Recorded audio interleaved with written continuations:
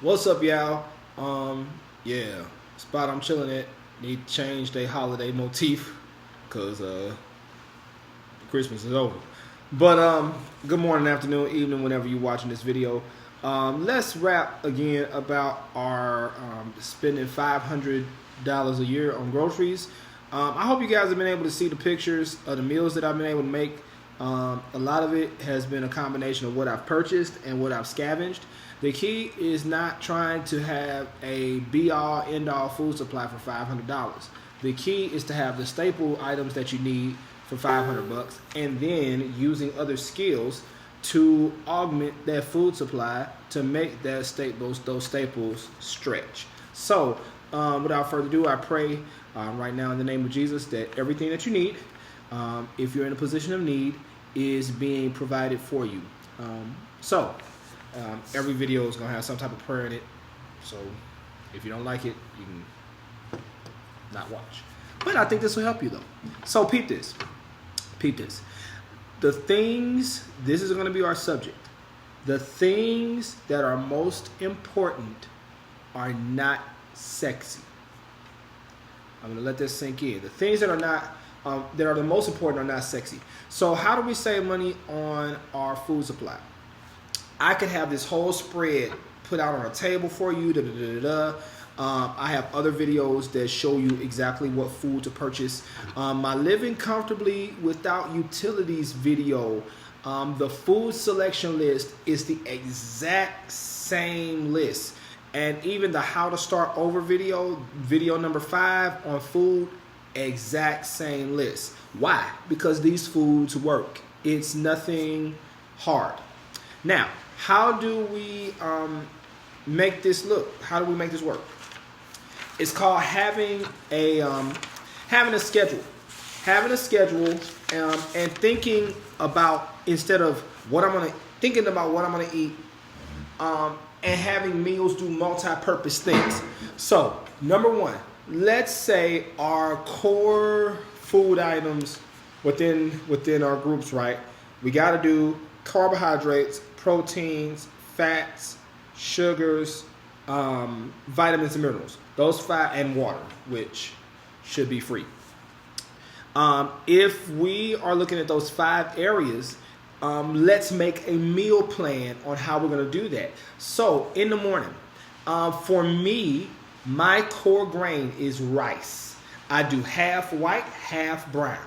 And I actually mix it together in my containers so that I can cook them at the same time. Now, you cook one day. I believe in cooking all of your meals pretty much within 1 or 2 days a week, and then making the leftovers make your meals for you. That's tip number 1. It'll save you money. Remember, the most important things are not sexy.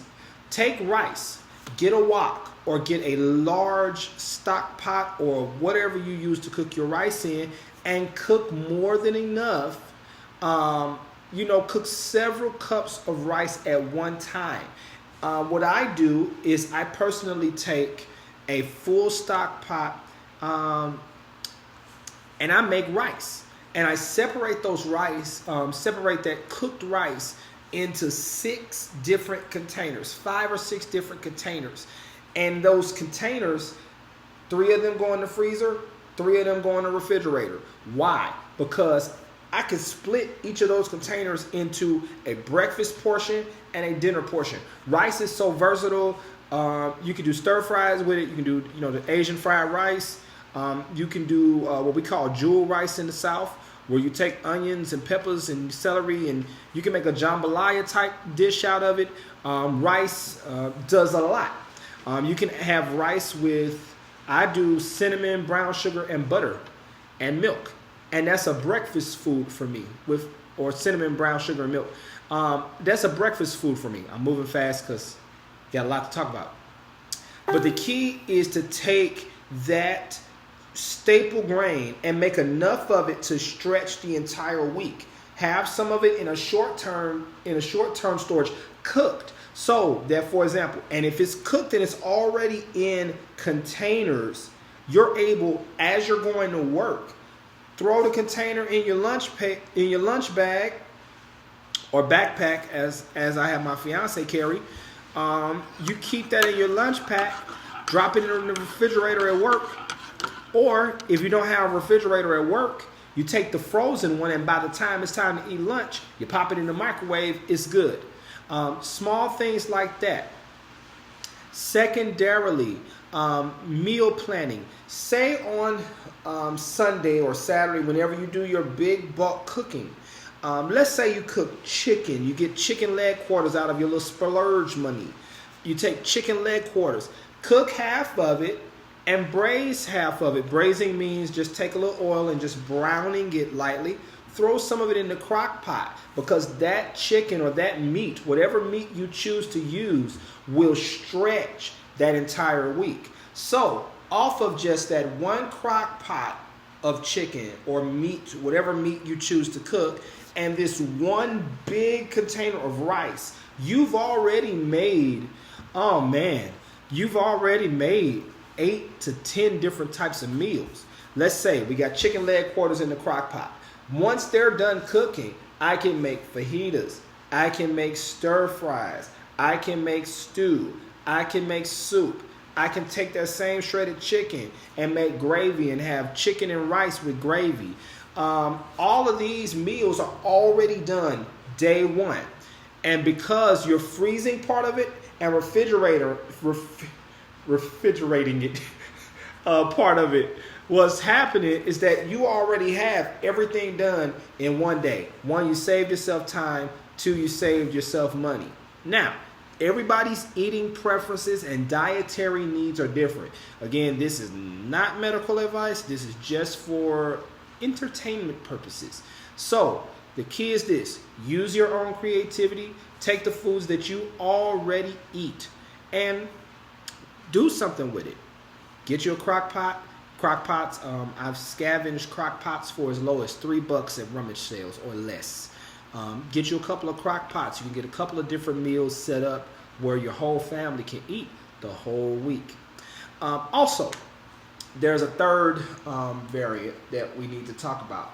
If you get your hands on a dehydrator, let's take this same concept of cooking big meals, one big entree in the crock pot, our rice, part of it we're freezing, part of it we're throwing in the refrigerator, all in individually marked containers.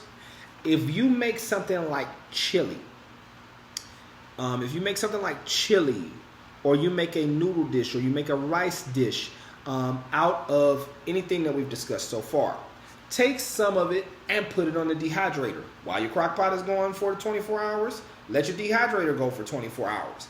What happens is that those same rice meals that you purchase $1 a package with the seasonings and stuff, you can actually make those yourself.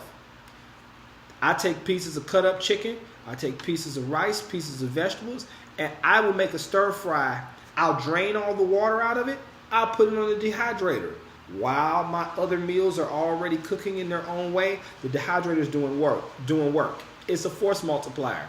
You got 3 people cooking at one time on one day. So that covers this really, really quick video. I know I talked really, really, really fast, but I wanted to hit you with that real quick before we start doing a lot of the more elaborate meals that we can see stuff. Remember, what's important isn't always sexy. Get your notebook out. Plan those meals. Love y'all. God will do it.